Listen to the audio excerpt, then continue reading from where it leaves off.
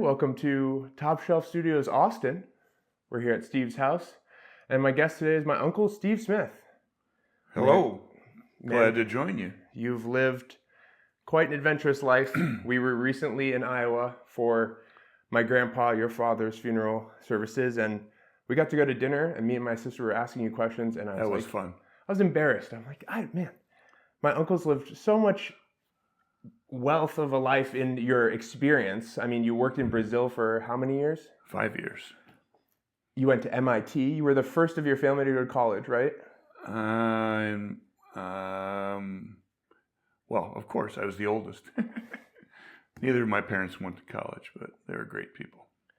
When you were going into that process of being the first one of the family to go to college, who did you get to talk to for advice? Mostly I talked to my Aunt Dorothy, who went to school, and she was quite an amazing person herself, very strong-willed.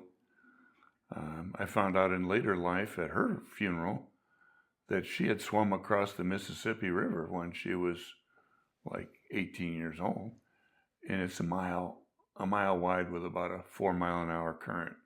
She's pretty gutsy. Wow. Yeah, so she was always just do it kind of person. So, And grandpa too, and probably instilled that kind of a value in you as a kid, or? My father's pretty. My mother and father were both kind of stay-at-home people. My grandmother on my mother's side was a real adventurous one. She took the family all kinds of places, and we drove out to the Seattle World's Fair in 1964. One. Thanks, Aunt Ann. In a Volkswagen bus. We have instant fact check in the Our other production's in an attached room today. We usually don't even have production, but thank goodness. Yeah. And that was quite an adventure. I remember that still. We drove out there, crossed the Continental Divide with a 40 horsepower Volkswagen bus. Going uphill, we could get out and wash the windows while do a Chinese fire drill, run around, and then get back in. It was really, really slow. Pulling a camping trailer. Wow. We got home and pulled into the yard, and about 2 days later, the engine threw a rod, so we rebuilt that in the garage. My father's quite an accomplished mechanic, so that was fun. But how young were you when you started to get into using your hands with grandpa? Because I didn't have that experience growing up with my dad. Didn't get tons of the, Well, learning. we kind of had the choice of stay in the house and do chores or go work with Dad. So we went and worked with Dad.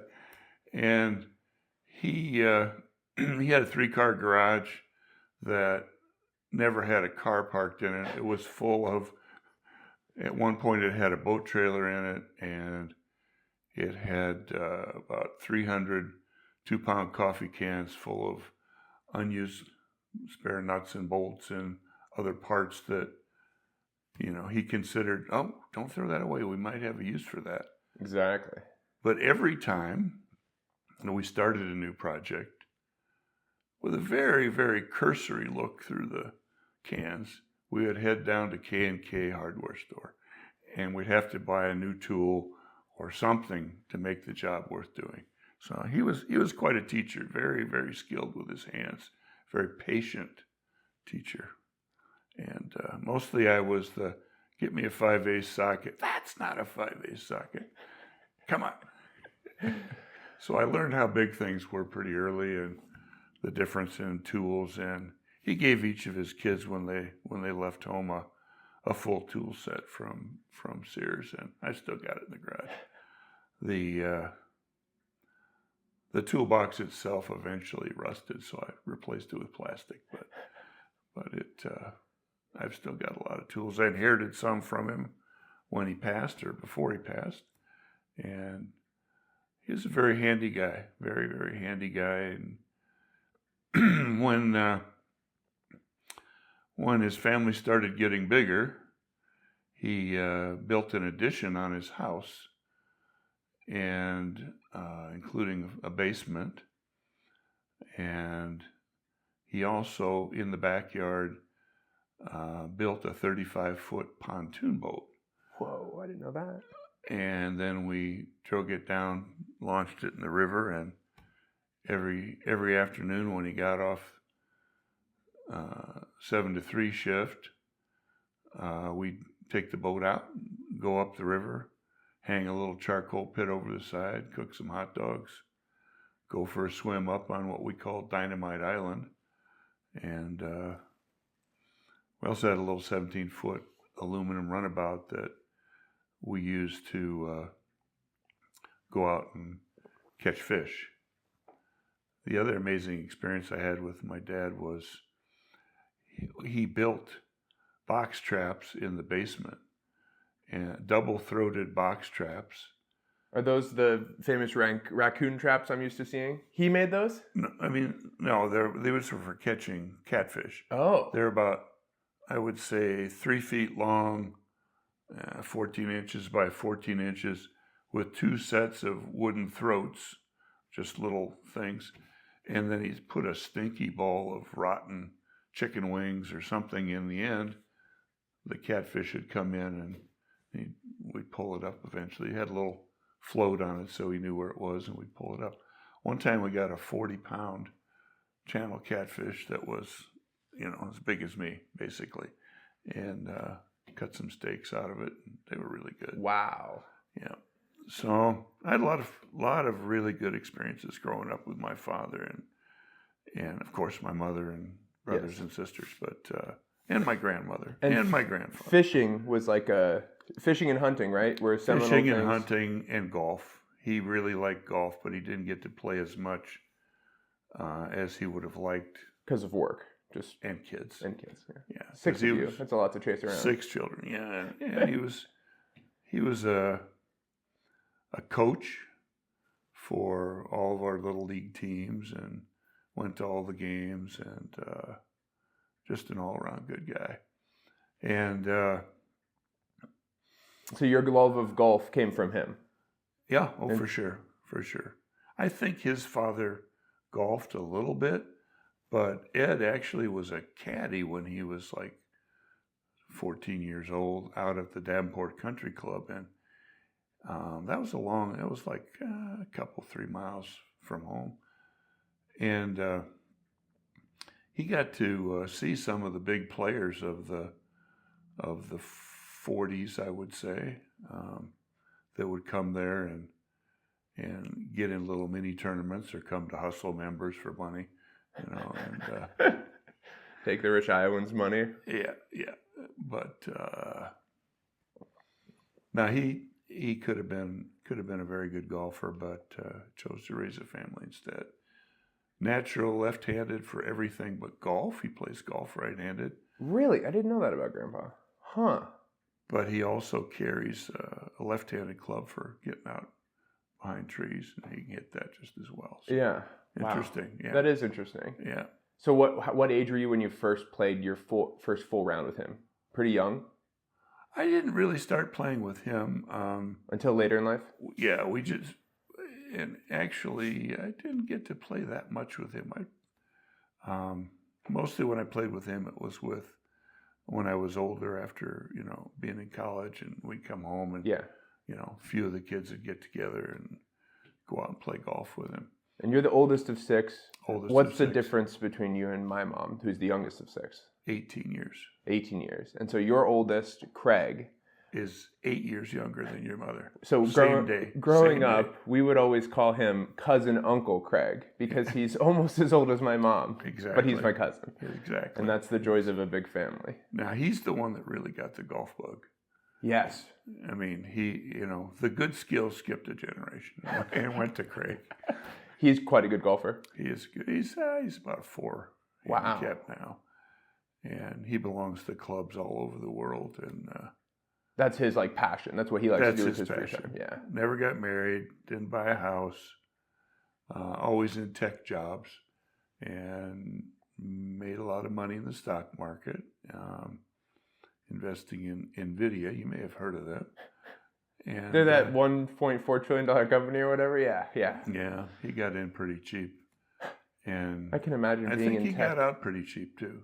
But yeah, he sort of had Because they were, I was researching the company. I read a long article about them the other day, and their long rise. I mean, very slow. The Very founder slow. CEO, I think he's only worked one other job, and it was as like a busboy, front of house expo at a Denny's or something. Yeah. And then he founds NVIDIA.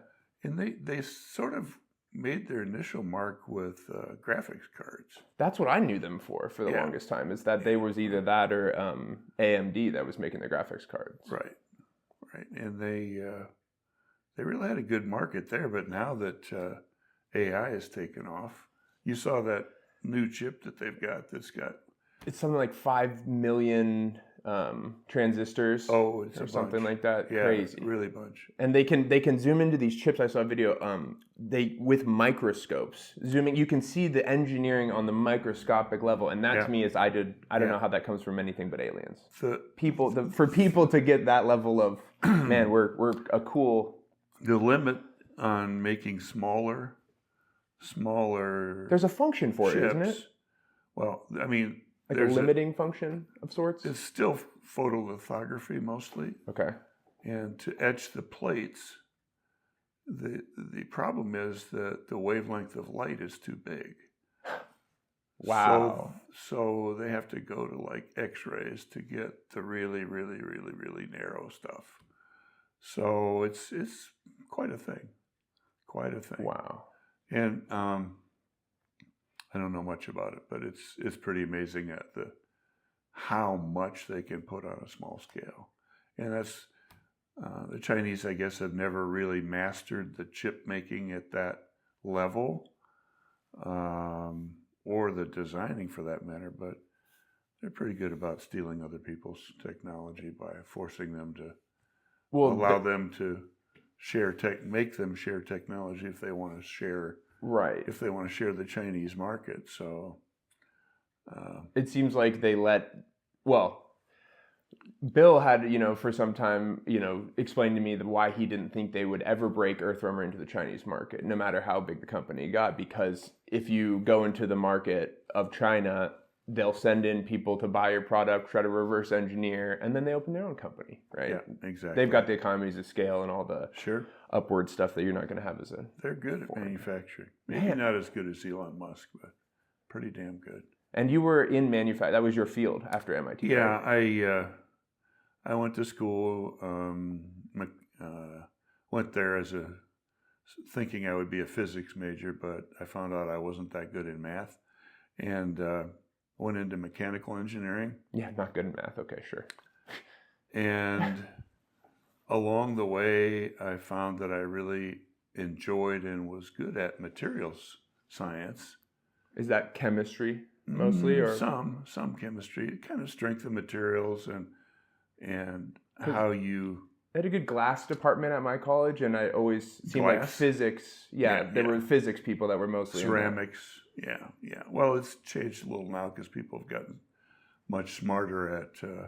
Instead of just throwing 1,000 things together and seeing what happens, they've started to kind of engineer them. And with all the quantum electronics, which I don't understand, that's really important in designing all these things, trying to get room temperature superconductors. Yes, cold fusion. Yeah, all that stuff. Well, but I really enjoyed materials engineering, and somewhere along the line, I got a summer job working in the textile department there, and I ended up getting a master's in mechanical engineering and in textile technology, and then I came back and got a master's in mechanical engineering, and then I got an SCD in mechanical engineering and doing a project on textiles. So what's an SCD? Scientis Doctoris, I think, Doctor of Science. It's big in Europe. It's not so big here. So I always tell people SCD stands for social disease. But so it's like a PhD, but in an applied scientific field sense. Or is that a bad way to think about it? Normally, in Europe, it requires extra study to get the SCD. Okay. So I said, what the hell, I'll take it. What year did you graduate undergrad from MIT? Just for some perspective. I was I was class of 70, but I took a double master's and graduated in 72. Okay. And along with the bachelor's. So in 72, graduate, undergrad, bachelor's, and 2 master's degrees. Yeah. And then it took me until 78. I went out to work for a while, and then I came back and with one child. And by the time I finally got the PhD, we had 2 children. And then we went so looking for a job. Well, let's back up a little bit. Hang on. Yeah. You can't just go from bachelor's, master's to now you got kids. Where does she come in the equation? Let's talk about your better half for a minute here. Well, you guys met at MIT, right? We met. My wife is a very brilliant woman and extremely focused. And we met. She came into the fraternity house when I was a sophomore and she was a freshman, and we didn't much like each other at that point. And then, why was there I don't know, just the vibes were off. The vibes were off. And then we came back in what was it when I was a senior, basically. Okay. And I met her again in the fall of senior year, and we got, and within about 3 months we figured out we were going to get married. We both wanted to have children, which was unusual for our time. Getting married, 1, and wanting to have children, 2, were extremely unusual for our age group. We're one of the few people from our era that we've been married 55 years next year. Wow. Because that's kind of a similar time to now in the reflexology of culture, in that it was like summer of love, like that type of era. Oh, of it our was country. definitely the hippie free love, whatever ever. Late 60s was People don't Haight-Ashbury, whatever. And so you were cutting against the grain to harpen back to like a 50s America we both had very good families. Yes. And wanted to have one of our own. Yes. So we found each other, and and what was she studying? Remind me. She was studying computer science and music, but not computer music. You want to come and talk to us, Mommy? No. She's doing puzzles right now. To come back for a future episode. Get the real story from She's a very, very accomplished musician. Graduated from the Royal Conservatory in Toronto. Well, she didn't graduate. She had to leave because she was 15 and she was going to college, but she'd completed most of it. And she decided to follow her sister, Maria, to MIT for some reason, and thank God she did. She's kept me from being a worthless jerk. Isn't that what our better halves are supposed to do, huh? They're supposed to do that. So you very quickly got engaged and married. We don't mess around. We buy a house. We buy a house in one day. We said, this is it. We're going to get married. 3 months after we met again and got married in the spring. When you know, you know. When you know, you know. And no second thoughts. And so then we started raising a family and had one child in Pittsburgh before we left there. No, you were pregnant when we moved to Boston. No. We had the child in Pittsburgh. And then I got a call saying, hey, do you want to come back and get a PhD? I'm like, I don't want to go back to that place.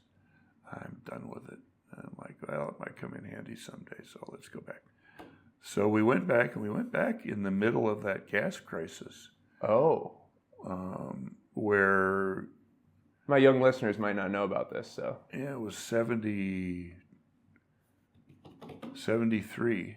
There's an oil embargo, and you had to wait in line for gas, and you could only buy $5 worth or 5 gallons. I can't remember. I was driving the moving van, which was a 24-foot over the cab U-Haul filled with all our earthly possessions, and Anne got stuck with the baby, the cat, maybe 2 cats at that point.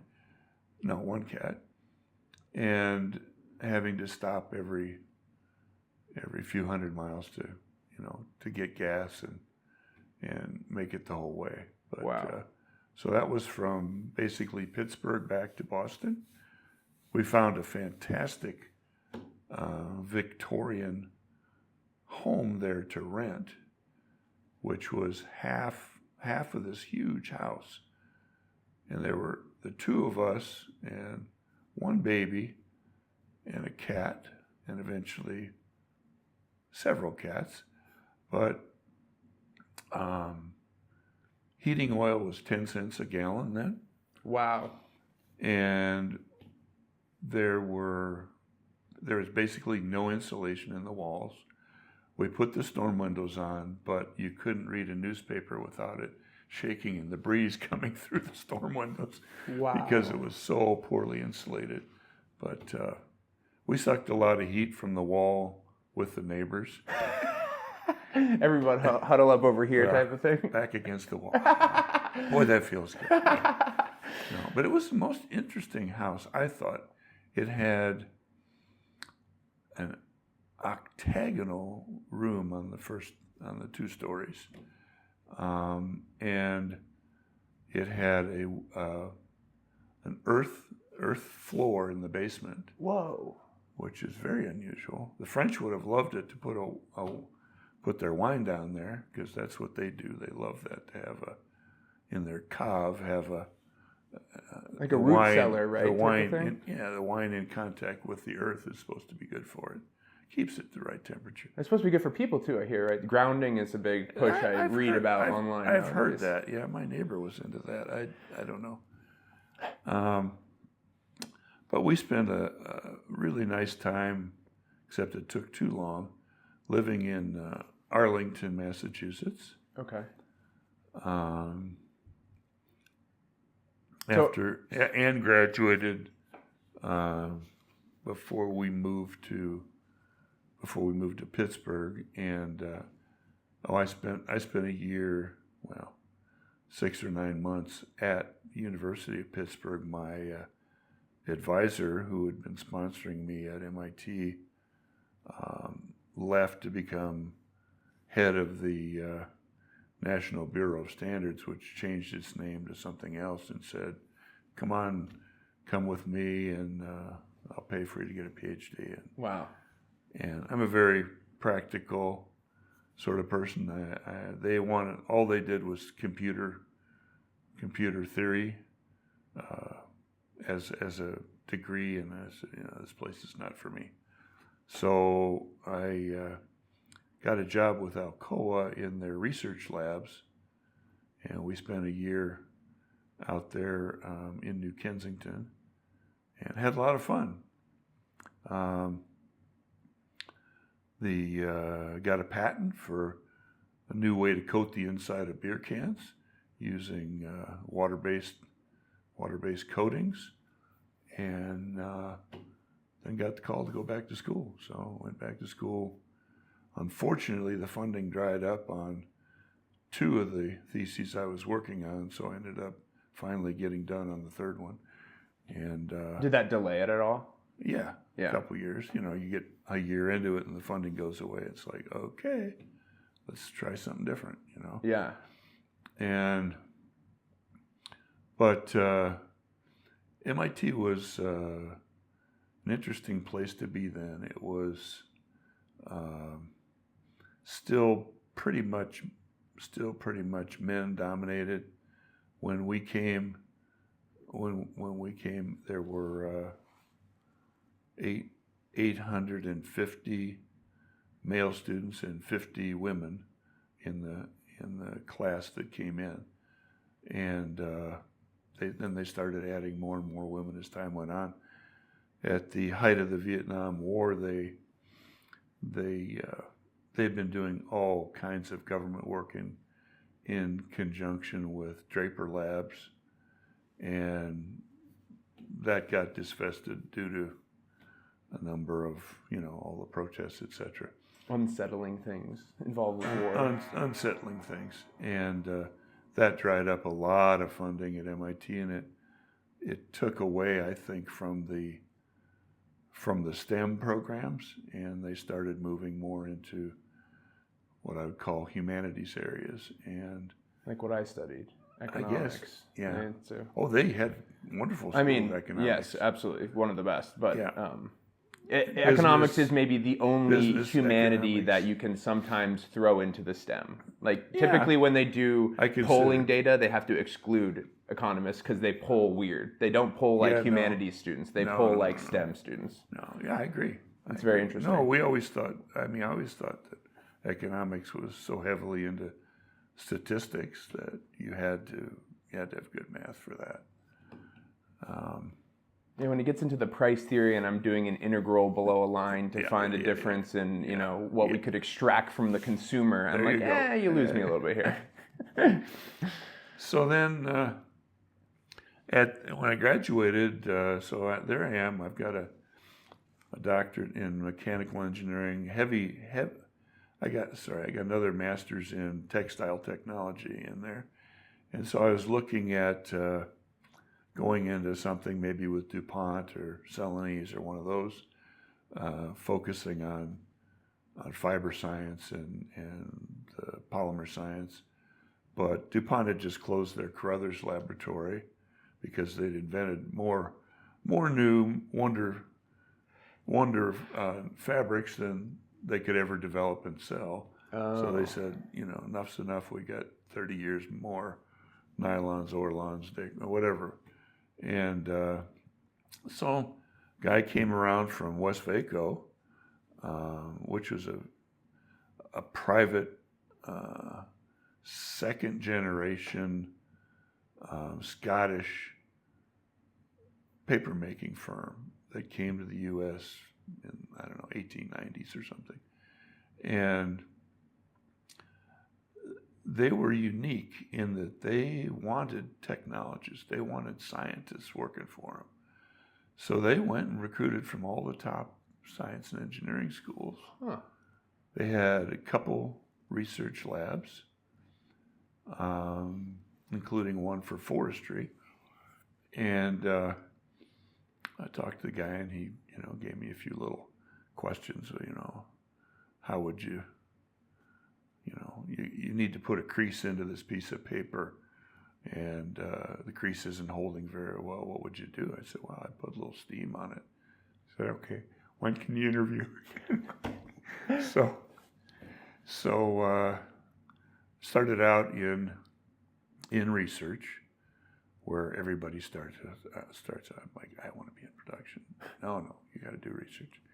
So did product development, mostly coding research, to develop coatings and process so that you could make slick magazine paper on the machine without having to code it and send it to a separate super calendaring operation. So typically before you'd have to print and then coat to get that magazine quality, or? No. You have to, the coating I'm talking about is clay coatings bound with mostly polymer or starch adhesives. Okay. And that goes on, it seals up the woody porous open surface of it so that, like if you try to write with an ink pen on a piece of paper, it'll feather and go out in all directions. If you try to print on it, you have missing areas, missing dots. So smoothness and ink holdout were very, very important things to have, and to get the deep colors and the deep blacks, you have to have a very glossy surface. Because anytime, basically the difference between glossy and matte or satin is how smooth is the surface. Huh.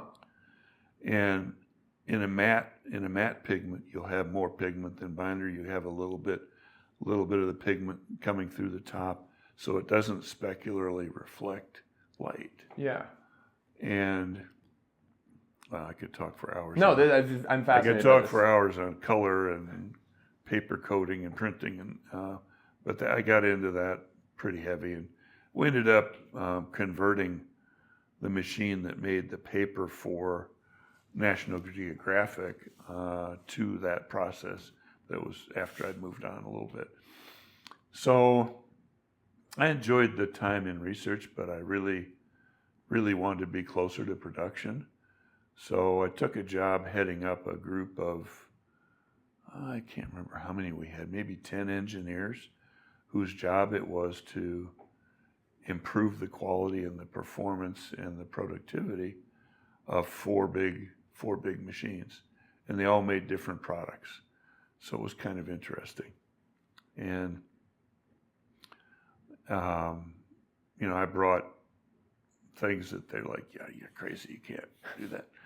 But I mean, one of the things that we did that was fun was to dry paper after you've made it and you press some water out of it, then you have to bake the water out because it's hard to get water out of paper, just like it's hard to squeeze water out of your t-shirts if they're made out of cotton.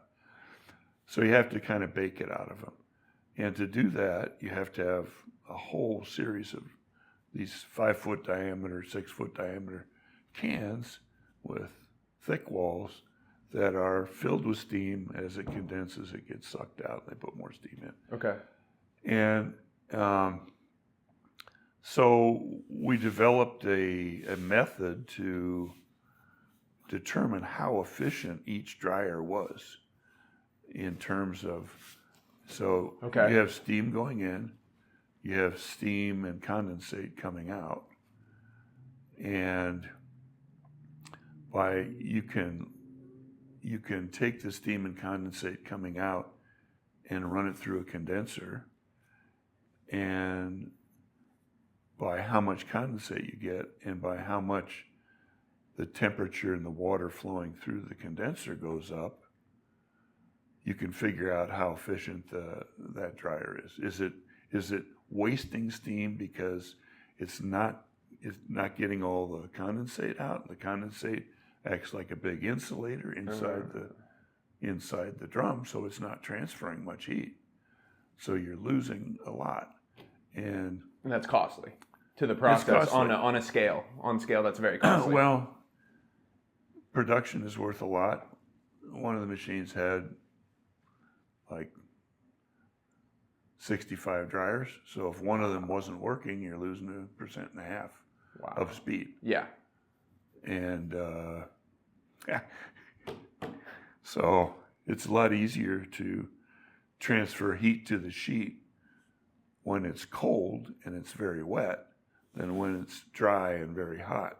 So we were measuring the amount of heat being transferred, actually being condensed in each dryer.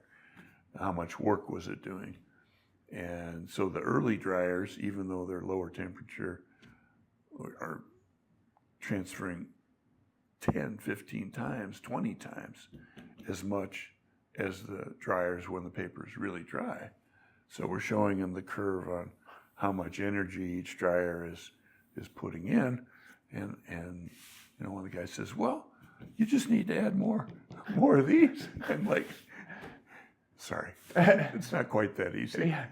Well, number 3, if we just had all number 3 dryers, it would work flawlessly. Exactly. So you're going around the next day just labeling all the dryers with a 3. Well, we would act, if there's an insulating layer inside the dryer, the inside of the dryer is going to be cooler than if it's working normally. So we walked along and just looked at what the temperature was on the end of each dryer. You can't measure it on the surface because it's so shiny, and it gets really weird.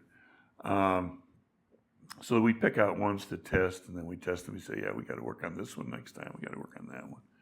and they'd go in and they'd find a hole in the siphon so that it wasn't taking the condensate out, or something was broken in there, and that was very productive, and I enjoyed that. And so on its whole, though, you were fighting against natural laws of energy in the process and trying to find efficiencies. Yes. No, but we were given a set of dryers, and there's a certain amount of water you can evaporate depending on where how much water is left in it. Right. And so how long were you on that project? I was on it. Well, I did that for a couple years, I guess. I mean, it wasn't constant. Right, but that was your first. We did a lot of other things in terms of trying to, when you make paper, you squirt. If you're making heavy duty paper, you squirt about a 3-inch jet of 1% solids out onto a screen, like a door screen. Yeah. And then the water drains out, and you have different elements under there that pull the water out. Elements? Really? You have like a hydrofoil where it's separating, so the water's there, and then it creates a vacuum and pulls the water down. So you graduate how strong those are depending on where you are on the table. Then you can have vacuum-assisted drainage, where you have like flat bars across the top, or sometimes curved bars across the top, space between them, and then as the fabric goes over the top, it sucks water through it by having air displace the water, and that pulls it to the sheet. Yeah, just like if you took something wet and sucked it, you'd get the water in your mouth. You may not like it, but you would. So it was a very delicate balance between how paper fibers are really hard to deal with and to keep in suspension. They love each other. If you stir up a 1% solution of paper fibers, which are 1/8 of an inch long, roughly, in a glass, within 50 milliseconds, they'll start forming balls of fibers clumped together because they like to be together. And that's just a law of the fibers. It's not like it's just hydrogen bonding between the fibers. Yeah. They just want to be together. And so the big thing is to try to keep everything not in big snowballs coming out onto the paper machine, because then you get something that looks like cottage cheese and that's not really the best for printing. No, it won't be. Consistency it won't be is tough smooth to come across with cottage cheese. Yeah, so you have little wet spots that are very thick and little dry spots that don't have any fiber, and not good. So a lot of time is spent in designing the flow going through the head box, and once it gets spit out onto the wire, then how fast do you drain it? If you drain it too fast, you'll develop a skin on the bottom, and then it'll stop drainage, and then all the stuff on top will just flock up. Yes. So you have to kind of keep it agitated somehow. Huh. And on a really thick jet like that, we worked on a number of things that seemed to help. We actually used formation showers, which were little water jets spaced maybe 3/4 of an inch, 1/2 an inch apart, that you shoot down on top of that big slurry, and it cuts it all the way down to the wire. It makes a whole bunch of little waves, and then those waves reform, coming back and forth and sloshing around, and that really keeps it. Everything agitated. Keeps it going. Interesting. Huh. And but formation was very critical, because without good formation, you don't have good strength. You don't have a good base to put a coating on if you're making a coated paper. And if you're making a structural paper like linerboard or corrugated medium, then you have to be careful about how strongly oriented the fibers are, and because you want as square a sheet as you can get. This is, And how, and people are going to go nuts watching this. When you talk about orienting the fibers, is that done through chemical law processes like with or is there magnetism? How do you have any control over the formation? Have you ever seen logs in a river? Yeah. How do they float? Do they line up with the current, or do they go? Yeah. So you have to control the current then. We're squirting out this jet at 1,000 to 4,000 feet a minute. So it's moving as it starts. So in getting that to come out, it's already pretty strongly aligned, just from the sheer getting it lined up and getting it out. And if you're making copy paper, the curl on the edges of the sheet, because it's hard to have an absolute uniform all the way out to the edge because some of the edge flows off. So that's a real big issue if you're making something like copy paper, where you want it to lay flat even if it's being heated on one side or on two sides so that it won't jam. Big issue there. Not so much in magazine paper. And so while you're working for this company, you're in Brazil at this point? No, not yet. No, okay. I'm still in Charleston. Okay. And then, we're one day we're sitting there at home, and at this point we have 3 children, and we were totally annoyed when somebody came. What's that Ponzi scheme thing where they come? Enron? Oh. No. Cutco? No, the before that. Not Tupperware. Oh, Mary Kay? No. It was anyway, I can't think of it. And what's the OG Ponzi scheme? Oh God. What was the name of the company? Ameris? Oh, something. I can't remember what it was, but we said, look, you can come and talk to us, but we have no interest in Amway. Amway, okay. We have no interest in Amway. Don't come. What was the rub? So the guy came, and this was a friend or something. Okay. And he came and he said, "Yeah, I'm going to talk to you about this fantastic opportunity." Blah, blah, blah. And about 10 minutes into it, he said, "Yeah, and there's more Amway. There's more Amway salesmen than postmen or policemen in the country." I'm like, that sounds like a pretty saturated market to me. And we got so mad at him. We literally threw him out of the house. And somehow we got talking about, there's a operation in Brazil. Would it be interesting to go get, to go live there for a while? And it's like, we had no idea. And about 2 weeks later, a guy comes, and I'm one of the candidates from that mill for it. And talk to him. I said, "Yeah, we're interested." He said, No, you can't do that. You have to get your wife on board. We have to bring you down there. You have to look at it. You have to come back. And I said, "We've already discussed this. We're ready to go." They're like, no, you can't be. There's no way. And all these other people, their wives are like, "Well, you can't get good cake mix if you go to Brazil." And you guys are meanwhile just like people that buy in. When you are aligned, you're aligned. Let's go. Let's go. Let's try it. Why not? Be fun. So, my thinking was, it'd be cool to go down there and, run a machine or maybe a plant or something. Excuse me. But you were thinking the cartel sounded fun, Steve. Come on, I know.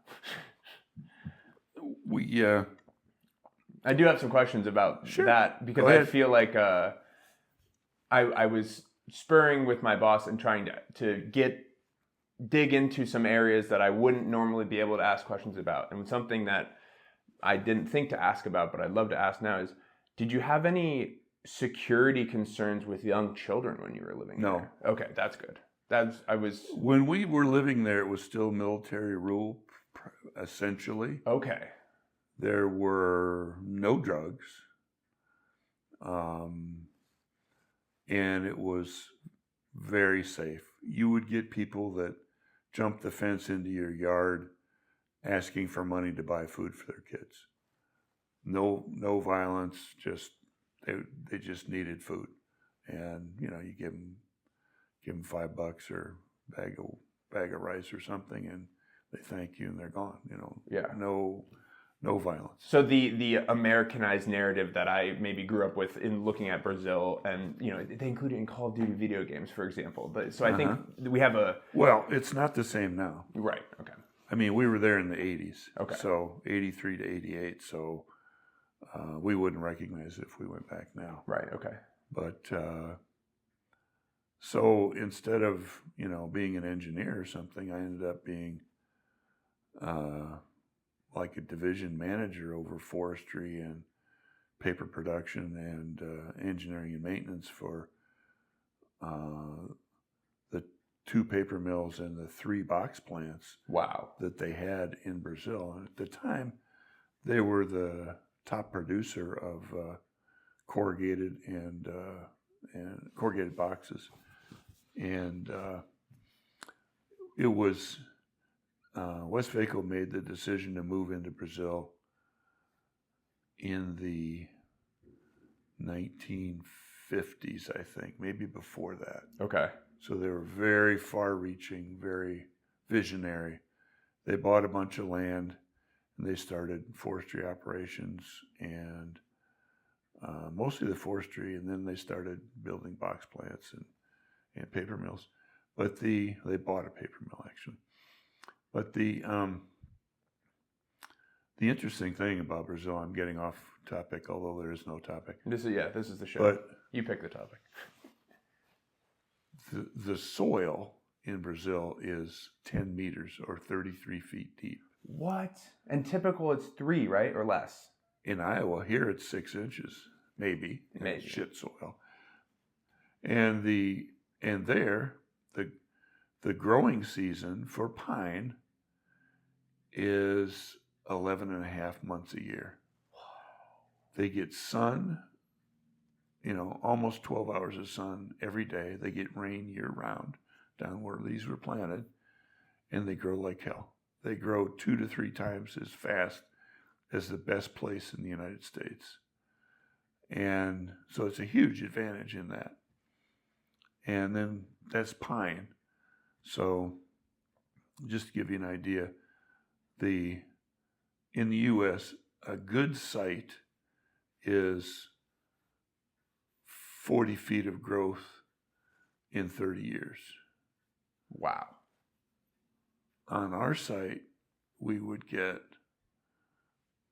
45 feet of growth in 12, 13 years. And it's just, there's no comparison in terms of the productivity of the wood.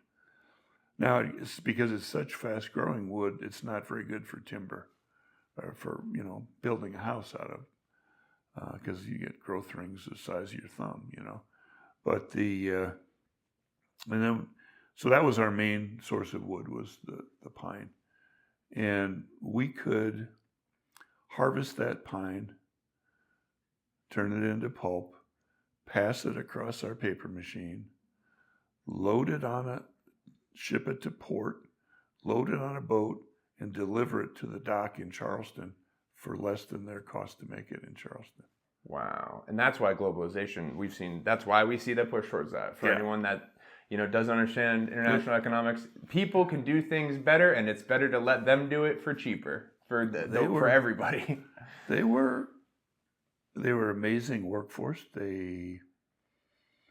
You said it was a military rule. I was going to ask if there was any challenges in your role especially in production, between the environmentalism aspect of, this is an industry that necessarily... Yeah, there were environmental challenges. Sometime in the early 80s, Brazil started moving towards U.S. EPA type stuff. Okay. And there were a lot of past sins that, had to be fixed. And I inherited some pretty ugly stuff. But it was funny. So we'd been there like 50, our company had been there like 50 years in Brazil. And these two young kids working for the Brazilian EPA came in and talked to us about, you've got this thing. We had a dumping site like 7 miles from the mill where we pumped chemicals up onto this hill and let it filter down and going. It was pretty terrible. It wasn't getting to the river, but it was still pretty terrible. So we had to clean that up. But they came in and said, we're going to shut you down and fine you this and that and the other thing. And I said, hey, we're not a typical Brazilian company here. We're a U.S. company, and we're trying to do the right thing. If we were a Brazil, stick with us, we'll fix this. But if you were talking to a Brazilian company, they'd probably go out and hire a hitman for $35 and kill both of you. And their eyes got about this big. And I said, so are you going to work with us? It's an offer he couldn't refuse. No. I said, if we were a Brazilian guy, I didn't say we were going to do it. No, we're the good ones. So we eventually fixed all that That stuff. seems like there's probably so many industries where you get to do meaningful work, but you're also, you have an additional complication of an ethical or moral concern. Almost all industries probably. And so... I was never faced with that. Never had any issues with... But you were mostly cleaning up from Westvaco, any type of... Totally honorable company. Yeah. Never a question, do the right thing. Yes. And... but like you said, Brazilian companies, other companies, this isn't like there are unscrupulous businesses in the world. Sure. Well, and, to be fair to them and to us, there weren't any laws against it. Yep. And usually it's better for the consumer, truly, sometimes. Sometimes. Not usually. But yeah, we advanced the technology a lot while we were there. And the Brazilian people were very, very good workers. Mm-hmm. If you told them, hey, we want to figure out how to run the machine backwards, they'd start working on it. They never questioned what you asked them to do. And whereas these, young lazy Americans, can't be troubled. Then I after our wonderful holiday in Brazil, where we lived like kings for 5 years and had a wonderful climate, we came back and I went to work they had no place for me, So like, hey, you're back. Oops, what the hell are we going to do with you? So, What did was there anything that spurred you guys coming back or realizing it was time to come back? I didn't ever ask you this, but was it just a natural flow of life? 5 years was enough. We could have stayed there forever and had a pretty good life. The problem is, and any Brazilians listening to this, do not take this the wrong way, but the culture was,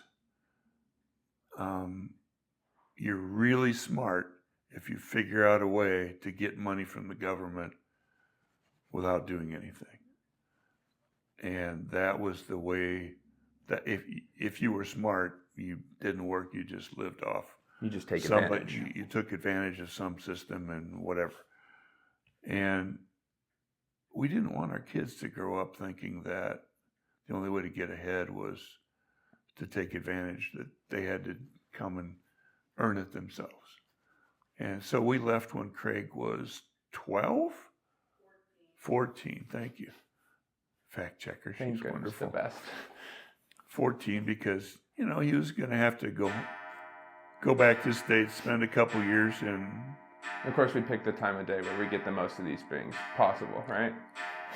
The 2 times a day where we get the full experience. there's a very interesting story about that clock. Please. That you will have to talk to my wife to get that. Oh, okay. Come back to Austin. Future rep. Where were we? We were So 14. coming back. So we were there for 5 years. We came back.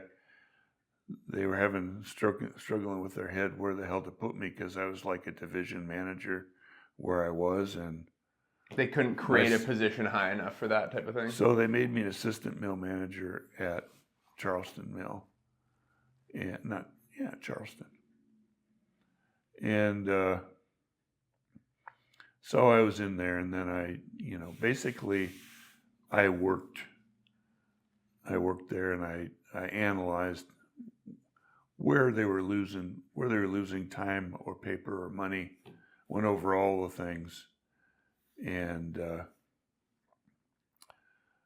what I found out was there were 3 shifts in a day, and most of the breaks in the machine or downtime, most of the rejects and off quality were generated in the first, say, from a half an hour after the shift change to an hour and a half after the shift change.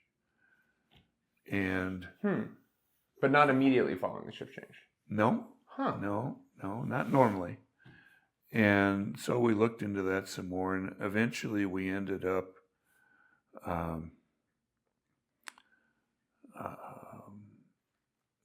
I found that, and then what we found was that there were very poor handoff between one shift to another. We had the mentality of, well, I run the machine this way, and if it's not like that when I get here, we're going to change everything to be the way I want it to be. Well, in the process of getting it to where you want it to be, everything goes to hell.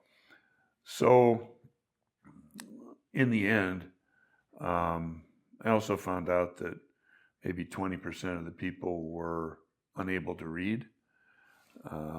So they were running these distributed control computer systems that had a couple thousand loops without being able to read.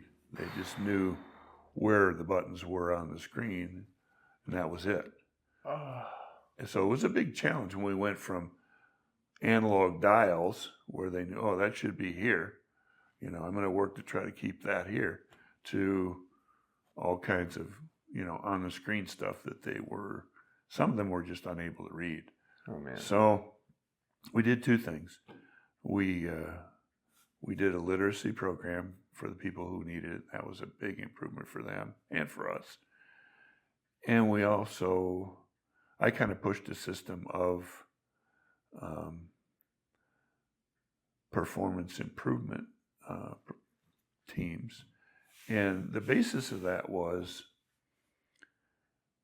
we don't have to reinvent making the machine run every day. You have to trust that there's a way this should work. I have confidence that if I walk over to the wall switch and I turn it, the light's either going to go on or it's going to go off. Let's test our theory. For instance. Theory works. And there is a best way to do things. And what we're going to do is we're going to start with our guess and what's been proven and shown to be the best standard operating procedures and the best set points for everything we do, the recipes, all aspects of it. If we're going to make this paper, this is where we're going to start. I said, well, you're taking all the skill away. No, I'm not. I said, that's where we're going to start. Then we want the best operators, to figure out the better place to go from there. How can we get even better from where that is? We'll look at that, and if that's the better place, we'll change it. Okay. A lot of them really did not have the most fundamental understanding of any of the, I mean, they came up strong back, weak mind philosophy. You know, do what you're told, don't think, we only want hands. And the industry was getting to a point beyond that where you needed that person on that machine to think. Yeah, we needed their brains. We wanted their brains. Yes. And it's more fulfilling. Yes, and they want to give you their brains probably once they realize they can engage them. So Yeah. So, well, am I going to get in trouble if we make a mistake? Said, if you take a step away from where we've all agreed is the best way to operate, and you take a cautious step and you have a good reason for taking it, that's fine. I'm not going to hold it against you. If you operate away from where we've all agreed it should have been in a gross way, then you're in trouble. Then you're in trouble. And you're hurting yourself and your team, and you're hurting everybody else. We also we started a quality program where downtime is sacred, to be avoided at all costs. So you're not making paper, you're not making money. But if you're making paper that the customer doesn't want to buy, you're not making money either. So we took and we developed this 3-day program, unheard of in the world. Shut a machine down to do training for 3 days? Impossible. We did it. And we talked about, why is quality important? What's the customer really want? You know, and how are we going to get there? And, you know, what are the things that contribute to it? And we instituted massive controls over incoming raw materials, which we didn't have. Oh. We implemented massive controls over what are the characteristics of the pulp that's going to come to the machine. Then we already had what we were going to do on the machine because we developed that together. And we improved our test methods. We developed on-machine technology to measure things about the paper that nobody had measured before. We developed on-machine formation sensors for brown papers, because the better the formation, the better the strength. And that was something that was unheard of, but we did it. And, you know, we really, really improved that mill. That was some of the best stuff that I had done. Then I went from there to back. I went back into research from there, and I was head of the paper making and engineering function for the corporation for a while in Mobile, and then went to Loveland, Ohio, outside of Cincinnati, when they built a new tech center there. And from there,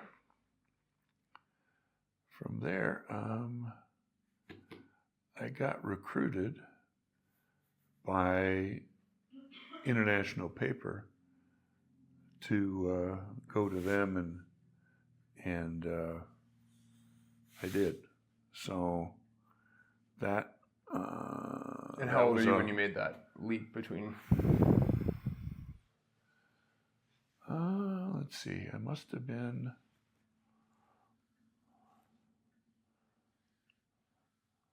I'd say about 45, something like that.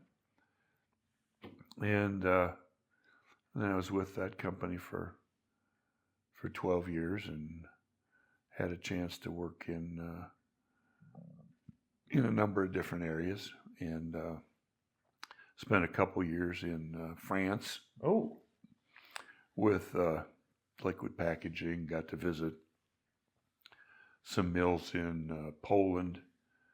Can't remember all the other things I was working on over there, but very interesting. There's a lot of difference between visiting a country and living in a country.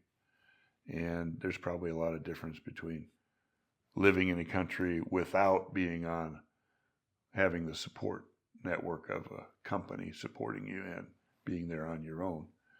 But very, very interesting differences in people, in their cultures. Not making any judgments on them, but very different. And they had a reason for being the way they were. Is there any, with your travels and life experience, are there any core truths of people that you've come to realize that people are good everywhere? People are good everywhere. I mean, I went with that idea. You find good people everywhere. I agree. There's a few jerks, but you know, the key is learn their language. It's, to me, it's insulting if you don't speak their language. You know, you come to their country and expect them to speak your language. No, that's not fair. Right. That's not fair. So you speak Portuguese, clearly. Tell an interesting joke on myself. Well, my wife is from, her mother's a PhD in linguistics, and my wife's got very great linguistic and verbal skills. And she spoke French before she spoke English. She was born in Montreal, and so when it was our turn for me to learn Portuguese, and all I had was smattering of German, a little bit of Latin from being an altar boy, and English. It was tough for me, very tough for me, and it was easy for her. And you know, after the first week, we had to separate because our skill level was so much different, and I was getting really pissed off.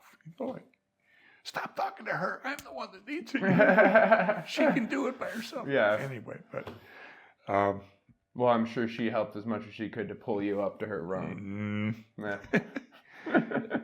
Tough love. I mean, you got to learn it. There's no easy way. Just do it right. No, that's not the right sound. Try it again. No, that's still not the right sound. Can't you hear? So eventually we ended up with totally different vocabularies. I had the shop floor, the technical, and the legal, because I had to sign contracts and things. And she had talking to the maids, going to the market with her friends, talking, and school.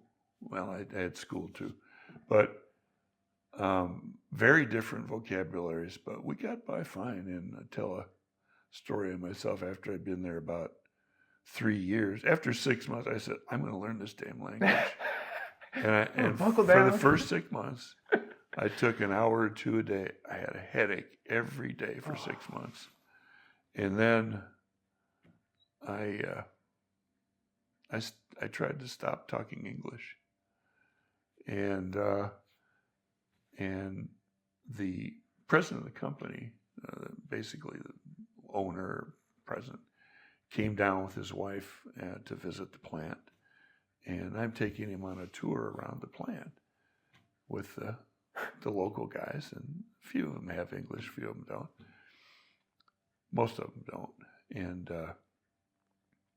I found that I was talking Portuguese to him and English to them. Wow. I'm like, oh shit. You know, I might have this switched up here.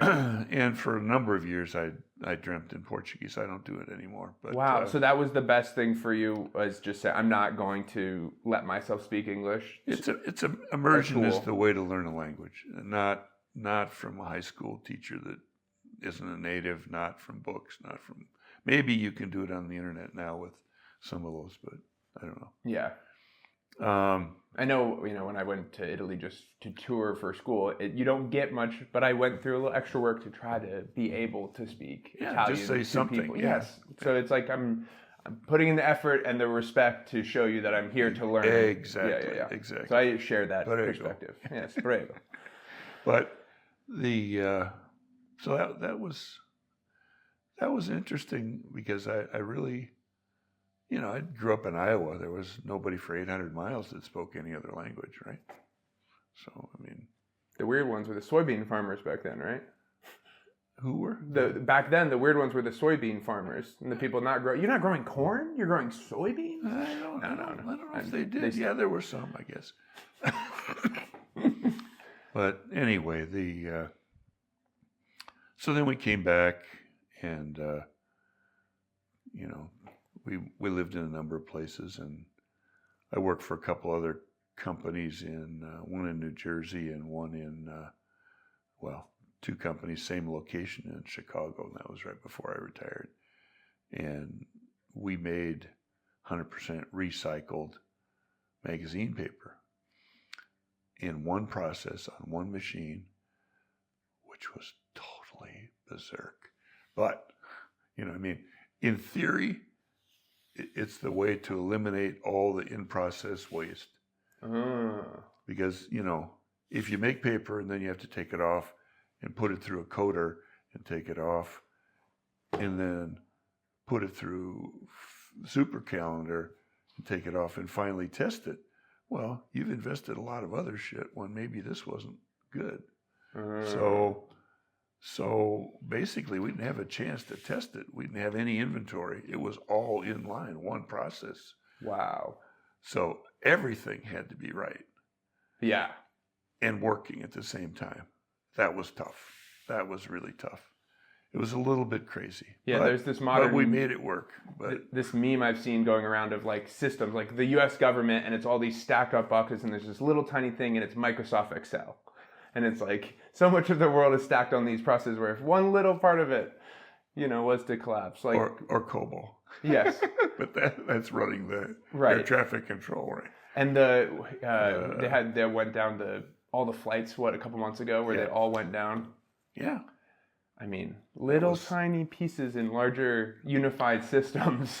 Yeah, we're very vulnerable. And I sure hope that we're able to resolve some of these things that are going on in the world right now, because we're fragmented in the U.S. People are not talking to each other, not listening to each other.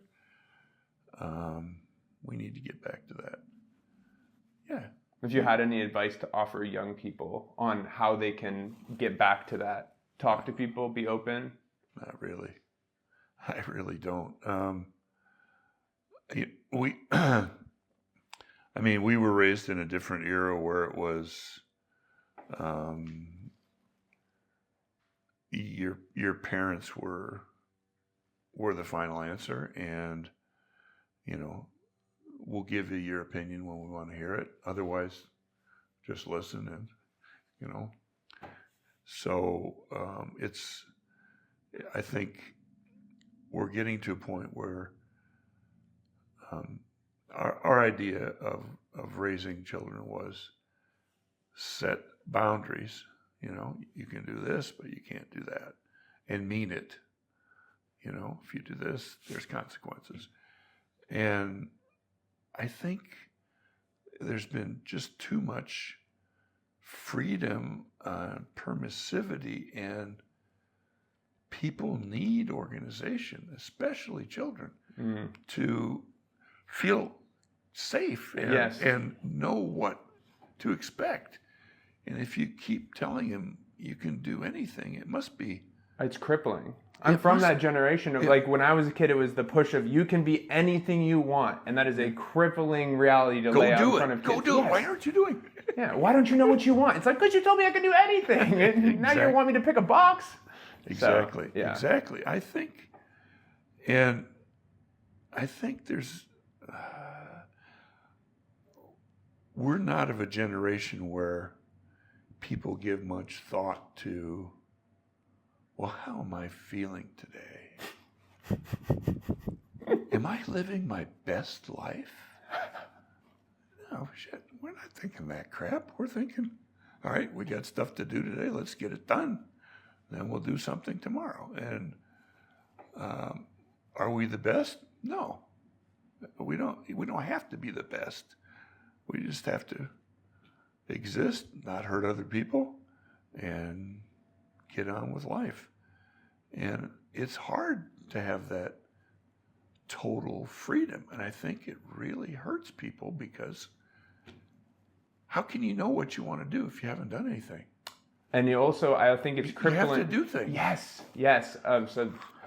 Yes, the biggest thing I've been trying to encourage any young people is like, go do something uncomfortable. Like when I went to college in Iowa, man, it was a tough 4 years and I wasn't happy all the time, but I got a good degree and I am way more of a grounded, well-rounded person and human approaching world after college because I went in an uncomfortable situation and didn't, just take the easy complacency route. And I think what we as a society, now that we have less and less scarcity and more accessibility to technologies at cheaper rates, we get this facade of freedom. It's almost like, oh, you can be anything, you can do anything, but it's not really the case. Like you really can't. There is boundaries. There's natural boundaries on life. How come he has so much? Well, ask him. Yeah, I mean. Yeah. And I especially growing up around Earthrealmer, I think that kind of shaped how I viewed the world because I'd see people that had reached this success in whatever industry enough that they wanted to go out and be in the boonies. But some of these people weren't always happy. You could see it on their faces. Yeah. And it's like, money's not. No. This is not the game. Yeah. Well, we didn't, we didn't come from money. That wasn't as important if you can live get by and comfortable life. Right. And take care of your kids and then be happy with what you have. Yeah. And not be envious of what you don't have. Yes. And it's easy to say. It's hard to do, Yeah, we have a big keeping up with the Joneses problem as Americans, I think, where we have to see more Joneses through our phone than we typically would. And I think living in Brazil and then coming back here, there are huge differences in social classes there. You had people who were picking up trash off the street, and you had people that were buying mega yachts and, whatever. They had something they called the salario minimo, a minimum salary. And it varied over the time, but it was pretty small potatoes. It was like, I don't know, $20 a month or something when we moved there, maybe less than that. Wow. And something like 90% of the people in Brazil at that time made 3 minimum salaries or less. And there were people making $1 million minimum salaries, and it was very interesting to see. I got onto that because when we came back, there was very little TV there. At that time, there was very little TV. Not everybody had a TV. And mostly it was watching football or novellas. And they had great novellas. And I used to watch them to try to improve my language skills. And they had some pretty girls there too, usually on the novellas. Right. So, and they spoke softly and, emoting and everything. So it was fairly easy to follow. But we came back to the U.S., and the difference between normal people life and what was portrayed as normal life on TV was so different to our way of thinking. Oh. And I think it generated a lot of people feeling, we're just so poor. We have no chance. Look at how these people are living. We don't have that. We're oppressed, something, Yes. And that's really not how most people live. Yeah. On TV. Yeah. And now it's Instagram. So you get all this Instagram. Well, I don't get that. But yeah. But yes, that's exactly the same type of challenge you're talking about with the 80s coming back to America is the challenge that I've grown up with through high school and college of people putting on this projected facade that is not reality. Yeah. I'm putting out my very best 20 seconds of it's a preponderance of the good and not my last 30 years. Not the depth of what it means to be a person. Not cleaning the cat litter box. I'm sad. You don't see, I would always say this to my research of happiness economics, but you don't see people on Instagram post a picture of them crying and say, I was sad today. Never. I mean, very rarely. You sometimes get a little bit of, but that's not the purpose. It's a preponderance of the good. It's a, trying to show off, typically, type of thing. And that's not I don't know if that's a good thing for people on the whole. If we're constantly comparing more and more and more. It's posing for the higher moral ground. Ooh. And the most intersectionality that drives me batshit. I mean, public school in Boulder, Colorado.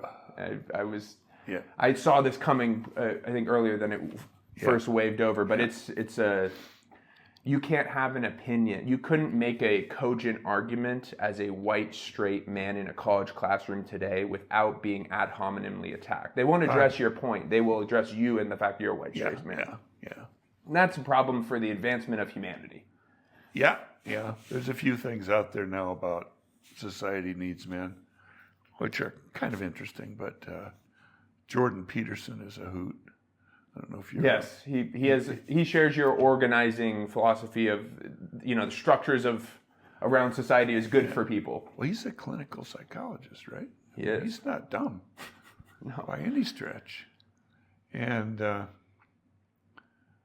Musk is coming around pretty strong, I think. I know. I've personally in my own life seen as a young person when I put effort into developing systems or structures or chaos and freedom. Chaos or freedom are the same edge of a coin, right? Yes, they are. And that's not a way to advance. Got to balance the coin on the edge.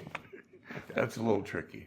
I can't quite get there. Well, I'm sorry for what you had to go through, a mind dump here, but this was fun. This is the way we roll. Thanks for sharing a little bit of your wealth of experience and knowledge with us here. You're very welcome. I don't have my heighting device, but I'm going to height you 7 foot. You have a very large heart height. And I'm very appreciative of having you as an uncle and someone I can look up to. Thank you. So thank you for that. That was a good time when we got together to celebrate Grandpa's life. He was a unique individual. Yes. We have a lot of unique individuals in our family. I'm very lucky for that. I think it makes me want to be a unique person too and not just... Yeah, you've been exposed to a number of unique people. Yeah, I'm very lucky. Very lucky. Yeah. That gives you a good basis. It does. Yeah. Now I just got to go out and run the ball, right? Do the thing. Hey. Stop worrying about my feelings and just, get some stuff done every day. That's the advice I'm taking away. Well, I am no philosopher, and I shouldn't be a paragon for anybody to emulate. I'm just trying to do my best. Well, thank you for your time.